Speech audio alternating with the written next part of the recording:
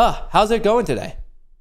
It's going well. It's great to talk to you again, Matt. Yeah, it's been It's a been a while while. since we've had a public conversation like this, and I Yeah. get it. We could talk about your hyper successful business, your hyper successful YouTube career. We could even talk about crypto, but I think the audience, we might as well cut through to like what they really care about. Could you give us a detailed explanation of your hair care routine? That's what we actually need to get into. I feel like people are always disappointed when I break this down with how little I do. I wash my hair once a week. That's it. I don't even know what brand it is. I know nothing about it. That's all I do. I can right now hear all of the girls in the audience and guys with long hair like very angry. Like just they're gasping right now. They're like, wait, he doesn't do anything and he has that kind of a hair. Nothing. All right. Well, Nothing. I appreciate you doing the interview, man. It's been real. Yeah, it was great. Like, Yeah, thanks for having me on. folks, if you guys don't know who Max is, I had the pleasure of meeting him very early in my YouTube career when the insanity of GameStop in January of 2021 took off. And since then, we haven't had many public conversations, but we've had a lot of just private conversations of YouTube, business, the markets. And I just figured the stuff that we talk about, I think maybe someone could learn a thing or two, especially from just your input, your knowledge, your opinions. If you guys don't know who Max is, go find his YouTube channel. He's getting very, very close to that 1,000,000 subscriber mark, almost going to get that gold play button. So if you haven't, especially if you like business, crypto, markets, follow the channel. Great videos, great edits. I've been watching a lot of them, and you and your team have been absolutely crushing it lately. But before we get into that YouTube side of stuff, it's been a while. So could you guys just, I guess, give everyone listening kind of a rundown? Because you kind of have an interesting story of from high school into college and then all of that. And really, it seems like you've been an entrepreneur through and through. So could you give us kind of like the highlight version of that? Yeah. So kind of just like you said, been an entrepreneur my whole life. Started out when I was real young, when I was like 13. I started a landscaping business. And that was rooted in the fact that I worked at a farm for like $6 an hour. And I was like, okay, how can I make anything more than $6 an hour? I'll do it. So I started a little landscaping business that grew in size and, kept me busy during the summers. But that kind of like really opened my mind into like service businesses and like ways to make money. Cause like I said, I was going from $6 an hour, all of a sudden jumped up to 15 an hour. And then I was like mowing lawns and doing stuff like that, making 40 an hour. And I was like, okay, there's something here. So I ended up going to college for a year, and then I dropped out of that. And I moved to Arizona from Minnesota and started a pool cleaning business. And I was growing that in size. And, if anyone's been to Arizona, it's just every house has a pool. So I was like, okay, there's gotta be, there's gotta be some income to be made in the pool cleaning industry.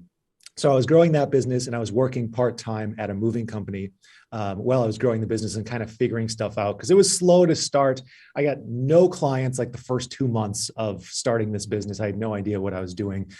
So I was working at this moving company. Finally, maybe like 4 or 5 months later, I quit the moving company because I had grown the pool business enough to just pay my bills and like be able to focus full time. And then maybe about 5 months after that, the owner of the moving company, he had come into town. I'd never actually met him before. I just, communicated with the branch manager there, and he was trying to figure out what to do with the business because there was now a new manager. I guess he was doing a terrible job. I don't know the full story there, but they were now losing money. He's trying to figure out what to do with the business. So the guys who were working there were like, hey, go talk to this guy, Max. He used to work here. He runs a business. Like maybe there's something there. So we met back and forth, and I ended up purchasing the moving company that I used to work at, and grew that in size over the next like 16 months. We grew it like 1,400% to 4 locations across the country, a few $1,000,000 a year in revenue. I still own that business. I own 1 location now. There was 4 at its peak, but I had just shy of 100 employees when I was like 21. Wow. And then That's crazy. ended up scaling that down just to the 1 core location, opening up like a storage facility there. And then in that time, I kind of got into the media YouTube space, just kind of talking about what I was doing at the time. Cause I was like, there's gotta be people interested in this kind of stuff. Basically zero traction for like the first year. And then eventually the YouTube channel started taking off. And now that's kind of like my main focus, media, digital content, stuff like that. And it's just kind of been like looking for that next 10x opportunity on and on again. I love the mindset. I'm curious, the 1 year you were in college, were you studying business or were you studying anything related to that? Yeah. So I had like a 99% scholarship for track and field. I pole vaulted. So I went to St. Cloud State, and my major was entrepreneurial studies. So It's kind I of, knew like I'm gonna leave and start a business. So I was sitting there like, okay, do I really want to finish, or do I want to just leave and start this now? Because I felt like I would just be at the same place just 3 years later. yeah, it's always interesting, those types of majors to me. I have a minor in entrepreneurship, and the teacher was legitimately just telling me, he's like, just go start. The best way to learn is just go start. Do it, do it, do it. Like, there's not much, Right. like, you can, I guess, help and use people as a resource, a mentor, but like, just to be lectured at and that type of stuff, he's like, just go start. And I was like, well, so that's interesting that that was your major. And you're like, all right, 1 year later. And hey, and obviously you made the right decisions because you're doing super, super well. So, have you been on whether TikTok, Twitter, all that stuff? Have you been seeing this guy? His name is Alex, and he's kind of blowing up right now. He was like, he kind of, I think he was in the business of gyms and setting up gym memberships and all of that. And now like, I'm just Yeah. thinking of him. He's like a really jacked dude, but he was like, and now he just talks about business. If anyone in chat knows his last name, but like your story reminds me like a lot of his, of like getting going very young with his business, but now a lot of it, and like you do a fair amount of crypto, but just even your general business idea of like, oh, like this, and our conversations always have been like that 10x, 50x, 100x. How do I take one thing and make it even bigger and bigger and bigger? That's crazy. So with it, obviously you're running your YouTube career right now. How many other, is it still just the moving business, or do you have like, oh, another business going as well? Yeah. So the moving business is my only current brick and mortar business, if Okay. you will. I sold the pool company. I actually sold it twice. I built it again, sold it So, again. Uh, so I still own the moving and storage business. I have my membership group, which is now a separate business, kind of gotcha. from YouTube. That's Finovo. We now built out our own platform for all of our members to like just have a better system and service there. Okay. But besides that, like as far as active management, that's my only businesses right now. Yeah. Gotcha. And I mean, with this, obviously, like in my world of YouTube, I get how much like that can be a pain. And I'm very impressed that you do that with these other things. But it all comes back to like your story of when you were working on a farm, $6 an hour. That's what I did in the summers growing up where I am. I threw hay, and I think the first summer I was getting 5. The second summer I got upgraded to 6 an hour.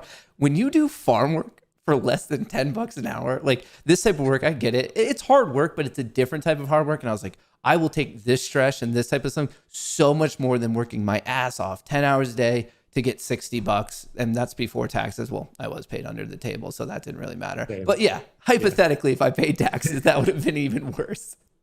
Yeah.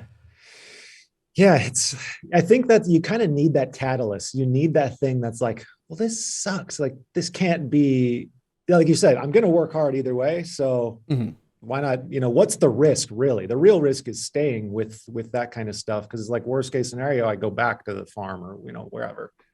Is it something about the digital sphere that so for me, why I like this part of entrepreneurship is the scalability. With brick and mortar, like there are certain, I guess, like barriers you can't get through besides getting bigger and more people. But with a digital product, let's say you make a very good course. Well, once the course is made, it could go as many Mhm. people sign up. So that's something about the digital sphere that like I really like. Is that your feeling, or do you like some aspects of both? Yeah, they both have pros and cons. I think there's probably more pros for the digital space in Mm, that, the addressable market is just so much bigger. For my moving company, the addressable market's pretty big. We're in a metro area in Arizona, the Phoenix area, but that would never be a $50 million company. There's just gotcha. no way it would ever be. Where a digital media company could potentially. The market is just so much bigger. However, in digital media, making a course, putting out content, the competition is so much higher because it's so easy to do. The barrier to entry is so low, where even like a moving company that's like on the lower end of barrier to entry, like it's like 50 grand to start on the low end. Most people don't have 50 grand to start. So, in a YouTube channel, you can start with essentially nothing if you have a cell phone that, can record stuff. So the competition is much, much harder. And then you have that long tail effect where, the very top percentage of people are making the majority of money. And then most of the people are making little to none. But it's totally, I mean, we're examples. It's totally possible to kind of beat that and, be in the upper echelon by just focusing on like good content, storytelling, being honest, stuff like that. Yeah. you and I have both experienced this of how it goes from, it's so crazy how the faucet goes from nothing and you grind it out, and then it explodes, but then it also goes off. Like, and you've been through a couple of the YouTube cycles way more than I have of like massive growth and then like kind of consolidation, growth, consolidation. I've now like, I guess I'm on the tail end of like my first full cycle. And it's so weird. It's an emotional thing because like you care about your business. You're like, oh, okay. You always want better. You always look at last month, last year, last quarter. You're like better, better, better, bigger. But with YouTube and like what's relevant, what isn't. I mean, could you share just a little bit of your pathway on YouTube from day when you made it to like where you're now, like right almost at that million sub mark? Yeah. So when I started, it was just me talking about like my business, running experiment. Like I would do marketing experiments on my business and just kind of like report, this is how this worked. Mm. And my goal initially was I didn't know anyone doing anything like what I was doing, especially in my age range. I was like, maybe if I put this out, I'll help some people and maybe I'll meet some interesting people. I wasn't even trying to be a YouTuber. That like didn't cross my mind really at all. And then after about a year of doing that, I was very consistent about those videos, and a lot of time went into those videos because it was like full blown experiments. Sometimes it would take me 2 months in work just to like, do the work for the specific video. And I think that, looking back, like the storytelling and stuff is probably awful, but the content itself, was good. Like it was significant. There was stuff that no one else was doing, but no one was searching for that. There was really a very small audience. There was just like some other business owners and stuff like that. People off Reddit found the channel. I used to make posts and stuff on like the entrepreneur subreddit.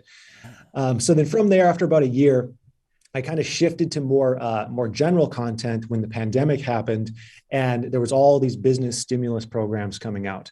And when they very first came out, they were so complicated. Like I remember the application for the original, it's called the EIDL grant, was like, the application was like 23 pages long in paper. And I was like, so I was like, all right, well, let me make a video on this. I'm going to figure it out anyways. I'll just make a video on it.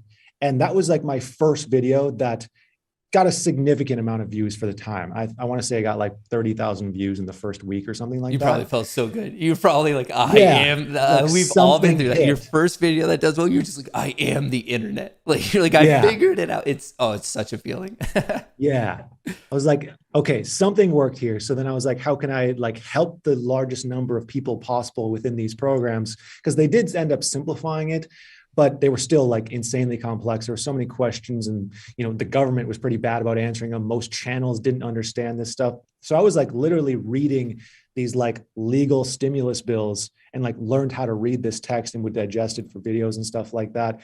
And because I was one of the first people to start doing that, by the time the second round of like stimulus stuff was coming out for businesses, the SBA was aware of me. So I was able to get in connection with the head of capital access at the SBA. And I was like talking back and forth with the people actually building these programs, and they would help me out if I had questions and things like that. I had them on my channel, I think once or twice. And the biggest paycheck protection loan lender in the country, I was, talk back and forth with the owner of that, like basically every day during that period. So I was like kind of the bridge between the SBA and like business owners for a while. And that built up an audience of, business owners, people interested in money. And then I was able to kind of spin that more to personal finance and things like that. All right. And then from there, obviously, maybe about a year ago, it seemed like you had a lot more educational content of the world of crypto. And that seems, I just saw your recent Meta one, like with Zuckerberg and everything.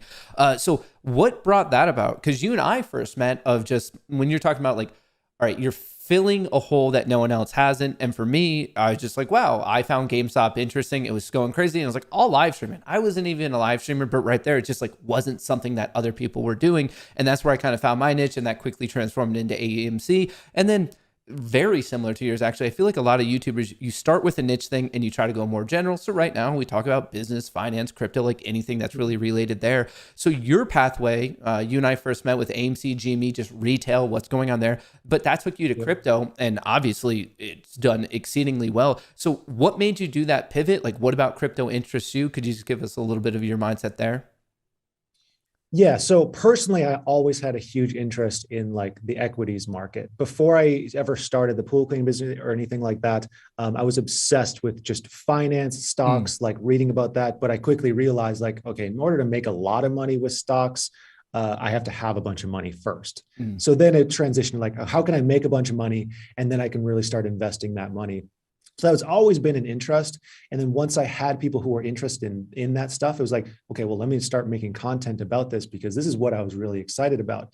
And then with crypto, I had actually bought crypto the first time in I think it was either late 2013 or early 2014, just because I thought it was interesting. I bought like $300 worth.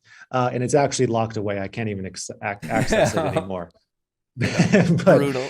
But I was like interested. I was just kind of messing around with it. And at the time, actually, there was a service, and maybe it's still a service. It's called Local Bitcoins, where you would actually meet up with someone in person, give them cash, and they would deposit Bitcoin in your account. That was the only way I knew of at the time to even buy. I read Bitcoin. stories about that. I've never met a person who actually did it that way. That is crazy. Yeah. I literally met someone at a coffee shop, gave them cash. And it was like, this whole thing seems so weird, but I was like, oh, it's cool. Let me just try it. The fact that there's not more murders associated with early Bitcoin is mind-boggling. Everyone's like, yeah, no, that's fine. That's how we did it. That is so crazy, man. It was all just like nerds at the time, you know? Yeah. It was just a dude. I wonder how much crypto that guy kept. Because if he had any amount, he'd be multimillionaire at this point. I bet you can't even find him now. There's no way. That guy, he has scrubbed his digital footprint. If he was that early, that dude is so gone. I love it. That's hilarious. Yeah, if he was like a Bitcoin dealer, essentially, back in 2013, I hope he's killing it now. So I always had that like interest in the back of my mind. And then I noticed with the crypto space, like it always seemed to me like it was being made more complicated than it really was. So I was like, let me just try my hand at like really explaining this stuff and trying to make it more simple and accessible. Mm-hmm. Remember, I had a conversation with you where I was like, I made a few crypto videos. I think it's going to take me making 50 before I have any success here. And I swear it was like literally my 50th crypto video just took off. I was like dead on with that. And then, now a huge portion of my audience just wants crypto content at this point. I mean, correct me if I'm wrong. I think you still have one of the most popular NFT videos on YouTube. Yeah, I think, definitely. It's like definitely up there. Yeah, like it was crazy. And like yours was just a guide of like kind of a basic intro guide, right, of NFTs. Mm-hmm. And right there, I think that shows it. It's like, something happens, and like the only thing I could best relate it to is there was interest of what's happening with GME, what's happening with AMC, that intro thing of someone please explain it to me. So you kind of captured that not only with NFTs, but like a larger portion of crypto. And another person that's definitely in your orbit, like Brian Jung, that was it. He exploded, like he was doing credit card. Actually, I remember him doing some AMC GME content, but then it was that intro thing of like, everyone's like, it was so excited. There was like this fervor for it. And he's like, oh, here's how you use Coinbase. Video explodes. So, and I think for anyone who's listening, who maybe you're like, oh, I want to try out this YouTube thing, understand like, it's one thing to make content, but it's a completely different thing to make good content at the right time. If you and I were to like mimic the best Graham Stephan video ever, it wouldn't do well right now at all. Like we can make a better video and it still wouldn't come even close to his best video. Timing is just so important in this like weird eco digital system, honestly. Mm-hmm. But also if anyone listening is like interested in starting a channel, just start. Like, don't really worry about the trends just yet, because it's going to take you many videos before you even understand what a good video is. And then by the time you finally understand what a good video is, then you can kind of like look out for the trend and try to ride one of those waves and get a real pop just from like the popularity. But yeah, if you have no idea what makes a good video, even if you're on the right trend, it's going to be hard to, really keep that sustainable and do well on the best trend. Yeah, I'm not the biggest person on like Twitter or Instagram, TikTok. Like I don't really use those, but I would assume it's the same. But for anyone who like wants to do their own thing, especially in the social media sphere, just start. That's the best thing. The amount of time that I was like, oh, it'd be cool to have a YouTube. I'm like, if I just started, how much bigger would I be if I like started the first time I had that thought? It's going to be rough and like whatever. Your family, your friends, they're going to support you if they're good family and friends. And other than that, it's going to be rough. I mean, that's why like I show a lot of my old videos, like will laugh at myself during stream. Just like, it's rough. Like just go. Some people like, honestly, I think some of my first streams were super desirable because like the chaotic nature of the stream, as I was trying to figure it out, represented the chaotic nature of what the hell was happening with GameStop. Everyone was like, dude, this guy's, what's happening? It's like a white wall with a white shirt. I looked like a bag of mayonnaise. Like, I was screaming. My mic was cutting in and out. They're like, what is this zoo? And like, sometimes it just works. So for anyone out there, and I'm sure that is like applicable to everything. But with this, you obviously now focusing on crypto, and we've seen some craziness in crypto recently. It's actually doing pretty well. As we're filming this, it's around 23,000 as in Bitcoin. But more of these stories, obviously, we have the Fed, interest rate hikes, Bitcoin falling from 69 down to 17.5, I believe is a low, around like whatever that was, like Father's Day. Coming back a little bit, and I see that not only do you talk about Bitcoin, but a lot of crypto. Where is your mind at on the crypto sphere? Like, do you think there's a lot more pain to come, or is there maybe a chance we saw the bottom, or are you waiting for something from the Fed? Or are you waiting for earnings from big tech companies? Like, what's the main thing you're looking for in crypto? Yeah. So I try to take a macro view when it comes to crypto because it's just so unpredictable, especially in the short run. So if you look at any of my videos, I'm not talking about what I think is going to happen tomorrow or next week or anything like that. I'm talking about like, this technology makes sense because of X, Y, and Z, or this doesn't really make sense. There's holes in this, but maybe it has too much hype or things like that. Okay. So in terms of the market, I was pretty concerned as it was going down from like 30,000 to the low 20s and then the teens. And I was like, I don't know, like where exactly this is going to stop. And there was one turning point. I think it was last week. There was a poll. I think it was done by Bloomberg. They asked people, like, what are your feelings about the crypto market? And some huge percentage of people, I want to say 40%, labeled crypto as garbage. And I was like, that's crazy, first off. But it also made me think, okay, 40% of people just think crypto is garbage. That's kind of a good indicator we're at some sort of a bottom. Like, how much lower can it get if this huge portion of people think it's worthless? Because those are the people who just leave, At some point, it'll get down to a price, if it were to keep decreasing, where it's just the people who like the technology who are still in it, or the people who are like, I just bought a small amount and I'm just going to let it ride, which seems to be most of the people I talk to, where they're like, yeah, I'm down 30%, but I don't really care. I'll just wait it out at this point. It doesn't really matter.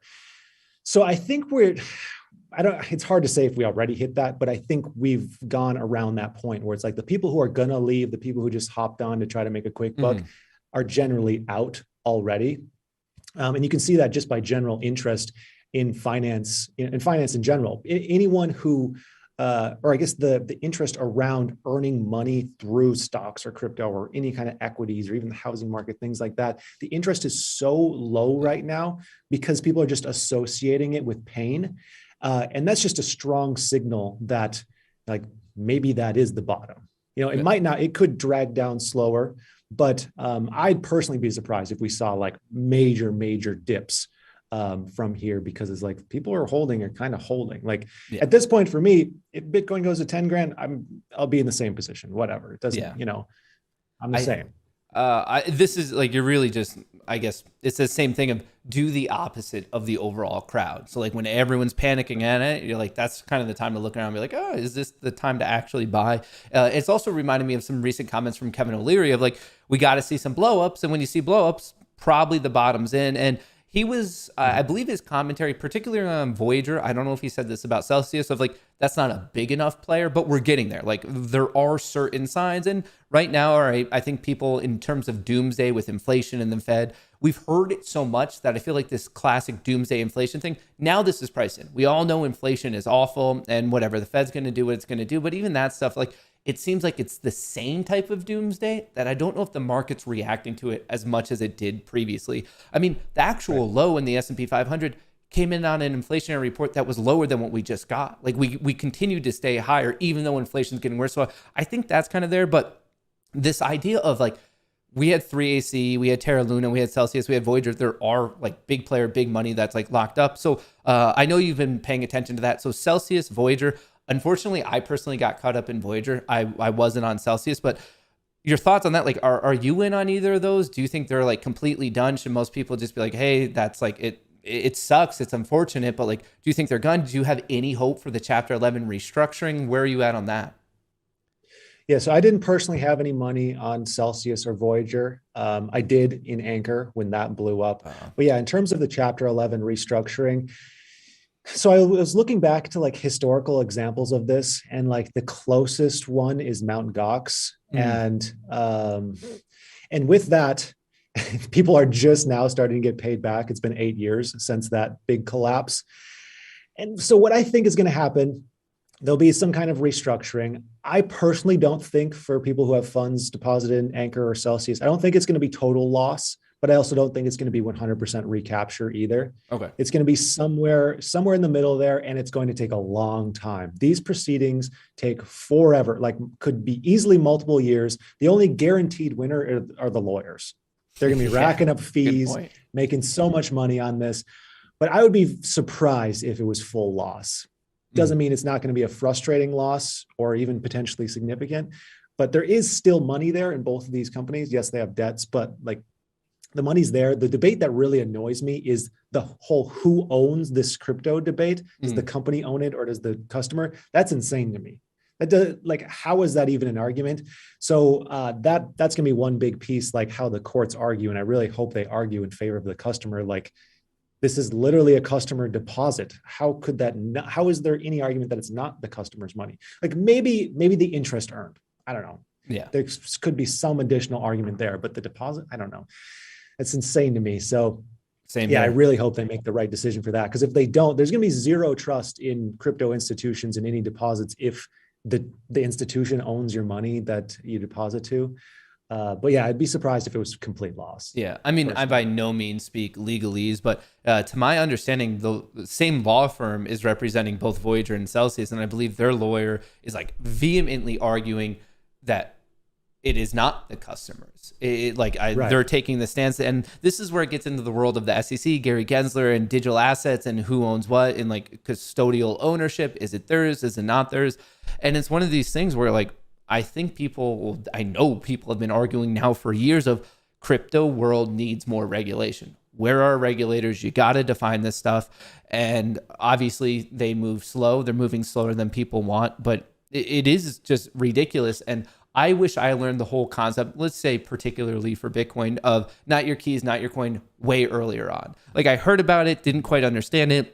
And maybe all of us, you're like, wait, I'm in this asset that's appreciating at a crazy value circa 2021, and I get extra payments on it. It's very alluring. But now we're finding out that it was the sirens calling, and really the trade-off for getting these interest payments we didn't know was actually a huge risk because of the way this legal definition of ownership is for digital assets. And many people are learning like a lot of painful lessons at this moment in time. And I guess like, it's one of those things that like it sucks. And the best thing that I think the retail crypto community can do is just learn from it and understand. And in a weird way, you're learning similar lessons of when we saw Robinhood taking the buy button. Like, was that possible? And it's one of these things that I think we trusted regulators to have our back. And whenever anyone is a valid exchange or a brokerage or whatever it is, we're like, okay, they're probably playing by rules that won't completely screw us over. And we're finding out even in Robinhood's case and clearly in the crypto space, which isn't really that regulated, of not really. Like we're just sitting here and like it's unfortunate that they're not regulating and protecting the average person as much as we want them to. I mean, I don't know how much you were following it and I don't want to go on too much off here, but just even the recent stuff, Pelosi's loading up on NVIDIA. And then yesterday they're voting on the semiconductor bill and like they got it in June. Like he exercised many call options. I was like, and it's up so much since then. And I'm like, this happens in a world. And now, like, I think there's a renewed interest in people paying attention to these storylines, whether it's crypto equities, political, alleged insider trading, all this stuff. And it's just like, where are our regulators? All these different stories I see from so many different facets related to business, money, and finance. I'm like, it all comes down to like, what the hell is going on with our regulation? And I think whether he does or doesn't have our back, Gary Gensler, I totally understand the anger from the outside world of saying, like, because it looks so bad. The optics of it are awful. And I think it's fair for people to kind of assume it's like, dude, do something. But I don't know. It's just all so wild. And I don't know. Do you have any optimism there on crypto? Like, ideally getting that regulation soon. So people like even like a Bitcoin ETF, the fact that we still don't have a spot ETF. I remember you and I had some private calls about this long ago trying to figure it out. And the fact that that was over a year ago and we still don't have a spot ETF just shows how slow this is.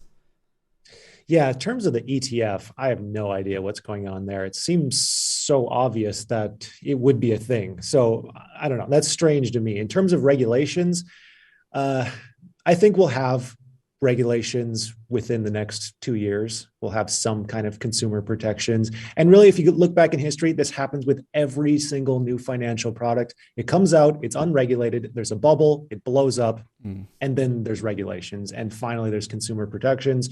And the smart money moves on to the next thing that can be manipulated and, do what they will with the market. But like it just happens time and time again. So there will be regulations and consumer protections. And as much as like personally, I would rather there be no regulations, but we've proven to ourselves as a whole, we can't have these kinds of things. We can't have anything nice, and we're just going to blow it up every single time. And we need some outside third party who can say what's what and, how these things get settled. And it's just like, that's just how it goes. It's, human nature at its peak in these markets with emotions running high constantly. Yeah.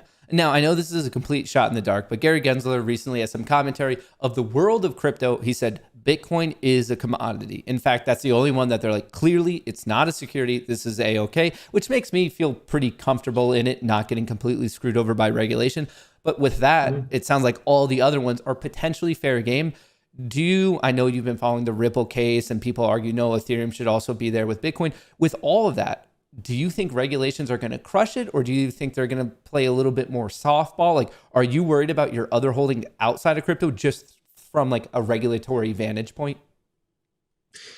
The only ones I would be personally concerned with is if they're somehow tied to the profits or management of a company. You have that classic Howey test. Yeah. So the big ones that stick out to me are like exchange tokens, where they don't necessarily pay dividends, but they buy back token supply with profits of the exchange. Just about every single exchange token does that.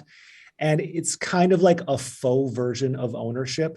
If you really look at it, because you're banking on the appreciation through the profits of an entity that's managed by a certain group. It's like Howey test, that sounds like a security to me.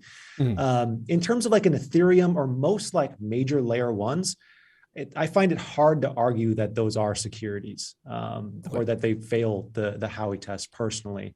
To me, Ethereum is pretty obviously a commodity. Ripple, who knows there's so many, so that's such a complicated argument that it's hard to even know like what's what. That's why it's been going on for years. But I think most layer ones would be fine. In the long run. I think regulations will help because it's just going to give big money more incentive to invest in these things. Regular consumers are going to feel more safe investing in these things, and they are going to be more safe. Maybe in the short run, there's some kind of a little bit of drama having to do with regulations, but it's probably for the best long run. Now, just speaking on Ethereum there, it sounds like, and I believe about 2 months is like the date very much written in pencil right now for the Ethereum merge event of just taking the beacon chain, putting it back into the main chain. Have you been paying attention to that? And if so, what do you think is going to go on there? I mean, people are very excited about going from being inflationary to deflationary. For me, I mean, mine's all locked up in that. I know this particular event won't unlock it, but are you excited about this transformation? Do you have some apprehensions? Where's your mind there? Yeah, to me, it seems like the logical step. It takes away the biggest argument against Ethereum being the energy consumption. It's unfortunate that it won't do anything for gas fees, but that's, there's layer twos that will solve that problem. So really it's going to be looking to which layer two makes the most sense. It's like at this point, you almost look at Ethereum like it's almost like the Swift system or some underlying banking system, and then there's like layers built on top, and eventually we'll get like the Venmo of crypto that's super user friendly and is what most people actually use, and they're not thinking about like how this decentralized service actually works under the hood. And that's when I think like real adoption comes, when you can use these things as actual products and you don't have to know anything about crypto. Right now, it's like trying to use the internet when, there was no like graphic interface or something like that. It's a little bit better than that at this point, but it's just not user friendly. You have to actually understand to some degree how the systems work to use like a DEX or something like that. Yeah, I actually think that's going to be a massive business opportunity for someone who makes that transition of not having the technical knowledge, know-how of crypto and making it absurdly user friendly. And that's exactly how Robinhood became Robinhood. They're like, we'll take something that's decently complicated and we'll just make it as easy as we possibly can. And I think someone's going to really capitalize on that in the world of crypto. But speaking of Ethereum, you can't talk about Ethereum without really talking about NFTs. And I don't know if we've ever talked about this, but you running businesses outside of like YouTube and everything, it sounds like just fundamental analysis, like what's the actual utility? Where are you at on NFTs? I'm curious because I think the current, or what we think of NFTs as in 2021, I think that's it is dying, and I think it'll die a painful death.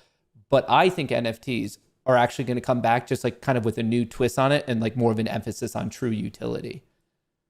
Yeah, I totally agree. Like, and it makes sense. There needed to be some popular catalyst to get the idea of NFTs out and the whole idea around collectibles.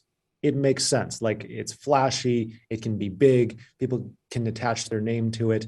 It was just, I guess it was overall probably good for name recognition, but yeah, that's not, I think more and more that bubble will shrink and the utility bubble will grow because there are so many potential use cases for NFT technology that has nothing to do with a JPEG attached to the blockchain. Things like having your medical records immutable and on the blockchain and accessible by anywhere, or having identification on the blockchain, or having there's some exciting applications just with like supply chain and being able to see what happened to a product. Like let's say at the grocery store, there's a pack of beef. If there was an NFT barcode that you could scan on that could show you like, oh, this actually went above a certain temperature within transit because this thing can measure and no one can tamper with it. Like there's some awesome use cases for NFTs that I think that are actual businesses as well, like solving problems that are actually either earning money or saving businesses money. And that will be the future of it by far. Like the collectibles will always be a thing. I think art maybe will even get bigger. The actual like someone created this piece, not like an algorithm created 10,000. I think that will actually probably get bigger in the future, but the utility side will get dramatically larger. And we're just at the very tip of that technology, I think. I mean, I was thinking of even basic things of government documents, medical documents, real estate. Like that is such an obvious like application of like digital authenticity, like uniqueness. It seems so obvious there that that'll be an iteration, even like copyright, trademark. So, I mean, NFTs, I think in a weird way, they almost get a bad rap because of so many influencers like pumping things that were complete bullshit. And it was just truly a hype cycle. It was a game of hot potato of who's the last one to hold it before it like completely burned someone.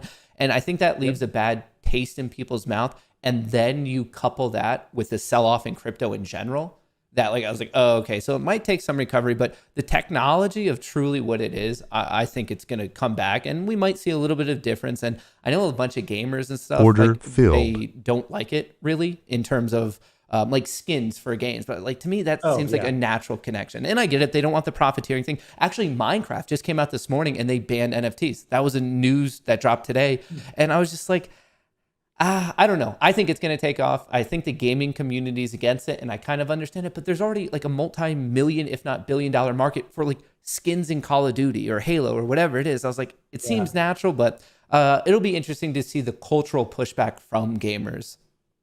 Yeah, the gaming thing is really, I really toss up on whether it makes sense for gaming because, like you said, the in-game economy is already there. Like for a full-blown metaverse, it like has to be there. But for a regular game, I'm really just not sure if it's better or not, because I think the problem that we're seeing, and maybe it's just advancement in like blockchain gaming, NFT gaming, is just not quite there yet. But it seems like every NFT game turns into a job where it's like, as soon as it makes any amount of money, people are hiring legions of people from underdeveloped countries to just essentially work under them just to earn pennies on these games. And it like it's not a game anymore. So somehow that hurdle needs to be figured out before it's like, actually a fun game with an in-game economy that makes sense, and it's a game. It's actually fun to play and not a job. That's fair. Like, I'm admittedly not the biggest gamer myself, but I was even thinking through of, I don't know, you hit a certain level, you pass something, and you have really an NFT that represents like your vote in a DAO, and maybe you vote on the newest Call of Duty tournaments, the style, like certain players, like something like that, of like your vote's heard, so you feel like you almost have more of an impact on the next level of the game, the next tournament, the next whatever it is. It's like these are the players that either the mods like or they've hit a certain level. So I could see it there, but I didn't know there was such a pushback in the gaming community, but it is very strong. Like, even I'm sure even the comments on this video, there's going to be gamers who are like, I hate NFTs. Like I said, Minecraft banned it. So maybe it's something I need to dive a bit more into, but in a general sense, and even the ones that we were kind of just bagging on, I also understand a little bit of like social status. To some people, that's very important. Like these exclusive clubs where you have to show your Bored Ape. I get it. I just think that economy is going to get way, way smaller, and true utility is going to get way, way bigger. Yeah, you can't have a million exclusive clubs. It's not exclusive anymore. So by definition, it has to be, exclusive. Actually, and I think in terms of like gaming developers, most gamers just look at it like us as a cash grab from the development company. Yeah. And in terms of like business model, building video games has got to be one of the worst business models ever. So I do feel for the game developers as well. Like you spend years building something where you're making no money at all. And then if this thing flops, you're out. Like it's a terrible business model. So I understand them like wanting other ways to do it. So it's tough. Yeah. So to kind of somewhat wrap this up, in more of a general sense, whether it's crypto or equities, are there certain things you're looking for, waiting for to start to dollar cost average, buy more in terms of your long-term accounts? Or have you already been doing that? What's your signals where you're like, okay, I have the long-term outlook. This is what I'm looking for, and this is what I'm going to look for it. Yeah. So between Bitcoin going from like low 30s to low 20s, I like when we were at low 30s, I was basically like, I'm holding off for at least a month on buying anything because everything seems so sketchy. And looking back at it now, that was great. That was a great idea. And then once it hit like $20,000, I started buying some more Bitcoin. I also, right around when Bitcoin was around like low 30s, I sold anything that was like a super small altcoin, because I think people underestimate how much super small coins can bleed. Like they were already down 30, 40% or whatever at that time. But I was like, these could easily go down another 90%. So I sold all of those, and that panned out to be, correct as well. I don't claim to know like what's going to happen in the market, but I think we kind of get a feel just from like the general sentiment of like talking to people online and seeing comments and things like that, where you can kind of feel like the sketchiness in the air. And I kind of use that as an indicator. And now there's not necessarily like one specific metric I'm looking for before I'm like, all right, well, things are going to start getting better. I totally agree with like Kevin O'Leary, where I think there's almost got to be some, blow up before things recover. I think in crypto, that's basically happened.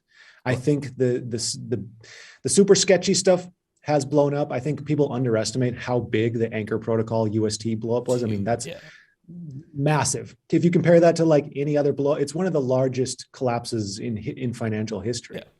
But because it's crypto, it just wasn't quite looked at the same.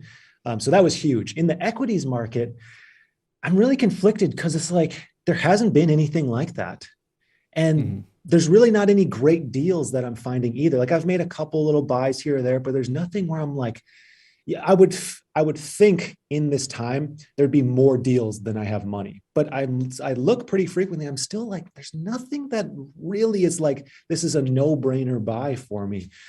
So with equities, I kind of feel like we could see that dip down a little bit further, because it seems like there's just no deals. Usually there's a whole bunch of deals and then things start getting better. I mean, we haven't even had one of those days where everyone's like, all the media's like, oh, 5% down day in the SPY. We haven't had like a thing like that. And I've been speaking to my audience about it. I don't think we've seen the low of 2022 quite yet. I think it's going to be I don't think it's going to be absurdly painful. Like, I'm not calling for some monstrous, like, kick off a cliff type of a scenario, but similar to crypto, I think there needs to be a bit more pain. We are seeing some inklings of, what is it, Google, Microsoft, Apple, Ford, all recently saying, hey, we're slowing hiring. We're seeing it, but I think there has to be some medium-sized companies that, like, we're done. Like, either something with international, but like something has to happen. We have to have that one day, maybe a surprise Fed, right? Like, just something else has to go before I would feel the most confident. Like you have, I've added a little bit, but just a little. I'm really waiting for someday where, similar to crypto, when all of a sudden you have people who hate it, they're extremely bearish. I just want the sentiment to get so bad. And for me, that'll be the signal of like, oh, okay, now like I feel a little bit more comfortable throwing money back in. Yeah, like the pandemic dip. It was so obvious at that time, like, load up, because these things are selling at insanely low multiples. And, it's still panned out to be, even though the market's down, I have like 3 positions that are up like 150% from, the pandemic dip. So yeah, I just quite haven't found those deals. I think there's got to be some over leveraged, hedge fund, equities, bank, something like that blows up. The nickel market almost blew up, That was but crazy. it ended up being kind of all right. So it's like there's some tipping points. Real estate's still weird. It's so expensive, but like home buyers are, I don't know. Everything's still expensive. So it's a strange time that we're kind of sitting in. It's pretty obvious we're going to be in a recession. It's come September. I'm sure it'll be official. Don't worry, And inflation's the average transitory. recession's like what? Yeah, exactly. The average recession's like 15 months. So if we're 6 months into it, we got 9 months to go on average. Could, that's average. It could be longer, could be shorter. So I think that there's, in terms of equities, at least, seems like there's probably more to go, but maybe in equities, maybe this is what it is. Maybe crypto is kind of looked at like a growth or tech stock, where those are the first to fall. And it's almost like usually too dramatic how much they fall, because they're the riskier plays. Interest rates go up. People are not interested in those risky plays. So maybe those have kind of hit their bottom, the Netflixes, the Shopifys, the crypto stuff like that. But then stuff who's producing value, they're just hanging on there still, and they need a few more bad earnings reports and things like that before they really start to tumble and give us all some deals to pick up. Yeah, I definitely think that's a super fair analysis. And hopefully the next time we get to chat, things are much more green and we're talking about all those amazing dip buys we had. Now, obviously, everyone, if you're listening to this, Max has a YouTube channel. I'll put it in the description below. So go over there, help him get to that 1 million mark. If people have questions from this conversation, what's the best way for them to reach out to you? They can join my Discord. I'm constantly in there answering questions. Okay. Awesome. Do you have I see you on Twitter once in a while, or are you actively reading like your Twitter DMs and whatnot? Yep, I'm on Twitter. Okay, great. I will make sure to put all the links below, but overall, I truly appreciate your time. Thank you, thank you, thank you. And like I said, hopefully the next time we get to do this, things are a little bit more green in the markets, but eventually it'll get better. Yeah. Come 2023, we'll all feel rich again. Yep. Takes a little bit of time, but thank you so much and have a good day. Yeah. Thanks for having me on, Matt.